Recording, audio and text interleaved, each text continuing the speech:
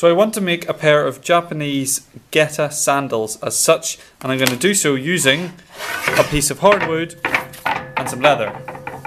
Now the question may come to mind, but why? And I say, because I can. So the design of the Geta is pretty simple. It's literally just a plank with 2 blocks and a strap. And the strap I'm going to make out of some leather, because I have lots of leather, even though it would ordinarily not be made of leather.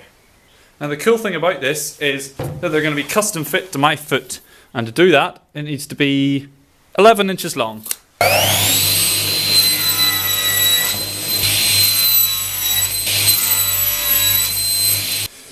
With the bits cut to length, you can now whack them in the vise and give them a nice plane for a clean edge.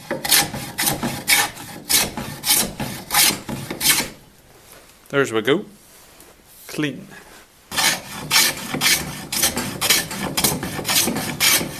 Can also clean up the faces of these bits.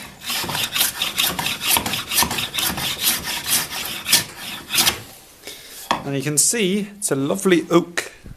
Don't know why some idiots stained it.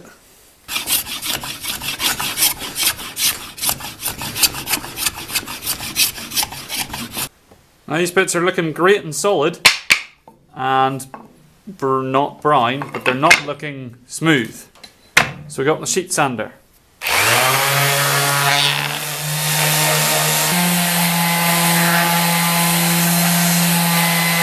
So I've got a nice big washer here, and I can just dross on some round corners and then cut them out on the bandsaw.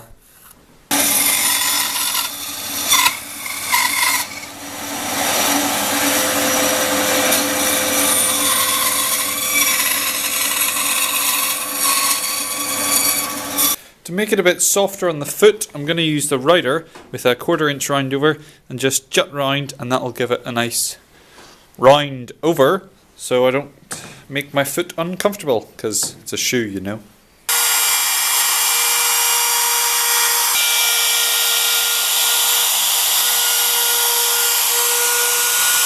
So they're looking nice and smooth, but they're also looking pretty flat.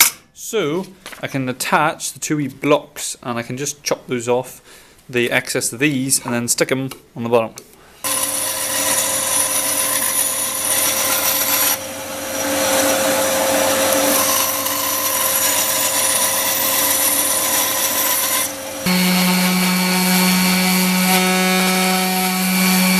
I'm also going to round over the edges on these wee blocks, and that way when they're like skimming across the ground, the end grain and the edge and the corners and everything won't get like smashed up as easy.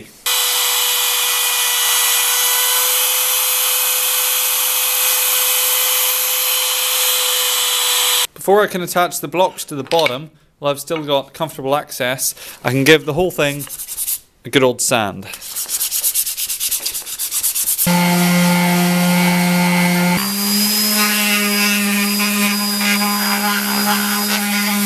So by using my lovely foot here, I've been able to mark out this wee hole, and this is where I'm going to drill the hole to put the toe strap through. So there's a strap's going to come through here, and that will go in between like a flip-flop, and then 2 other straps will then come out to the side, basically exactly like a flip-flop. So I need to drill a hole here and here, and I've got them both marked out.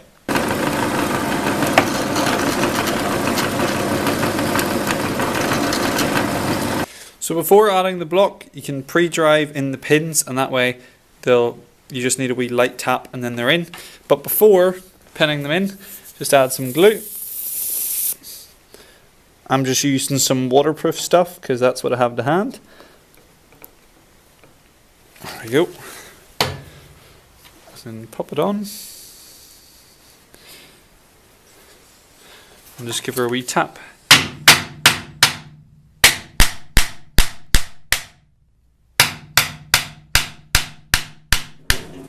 Well, I've got the glue in hand, there's a wee hole here, and I've got a pin, so I'm just going to fill her up and hammer it in. Although not quite literally fill it up, because otherwise usually there's a friction fit and then you can't get the pin in the whole way. So I left the shoe overnight sitting beside the stove, and it's all glued up, lovely and rock solid. Now I just need to add the straps. So I have a strip here that's 10mm thick of leather, and this is going to fit through the wee slot in here and act like the toe loop. So this piece actually is just slightly too short, so I need to cut another bit. As of yet, I still haven't bought any leather tools, so I'm just using a knife and a ruler, and I have this at 10mm. I can just drive along. And if you score deep enough, which I didn't, you can cut through it on its first pass. Took me 2. And while I'm here, I'm going to cut the other strap, which is 15mm. And this time I got it in 1.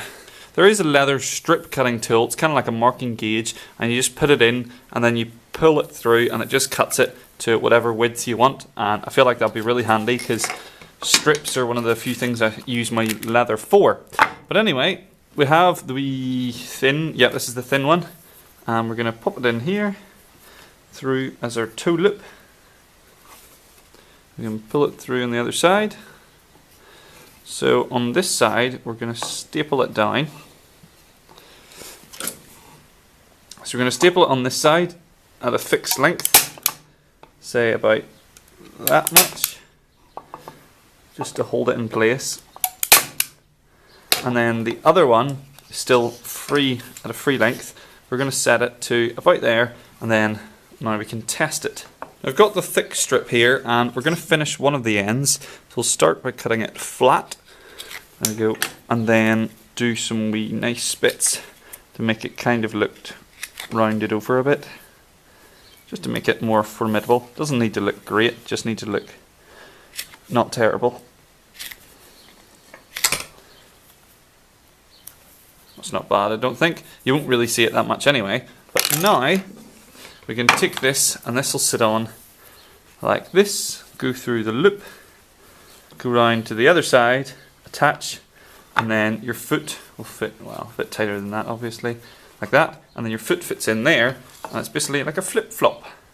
So I know that the strap on this side is going to attach here, and I've got these lovely looking brass pins which I'm going to use, and my oh my, these actually really look really good because the dark brown and the gold, or brass, and I can just hammer them in.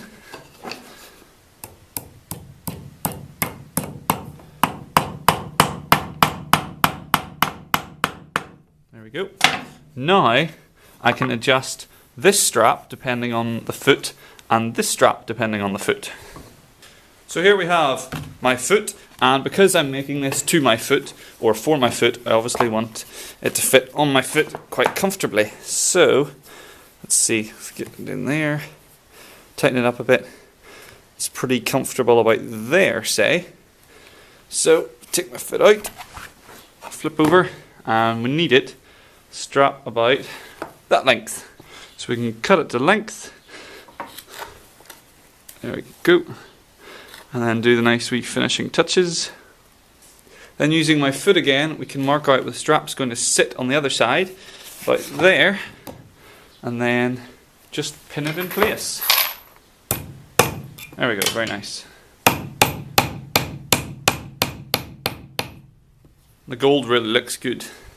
Now this strap here between the big toe and the four-toe is where all the adjustability comes in, because if you have it long and loose, then this bit is loose, and if you have it short and tight, like that say, then the shoe hangs on quite well to the foot. So you just keep adjusting this till you find it nice and comfortable. So there we go, that's them pretty much done, and I must say the colour scheme of them looks magnificent with the oak, the dark stained leather and the golden pins. Oh, delicious. Just don't look at the staples on the bottom. But the advantage of the staples is you can actually change it quite easily, because you can just pull out the staples, adjust the strap, and then stick them back in again depending on the user. But for me, these fit perfectly. So now I just need to take them for a test drive. So there we go. They fit my feet quite well, perfectly even lengthways.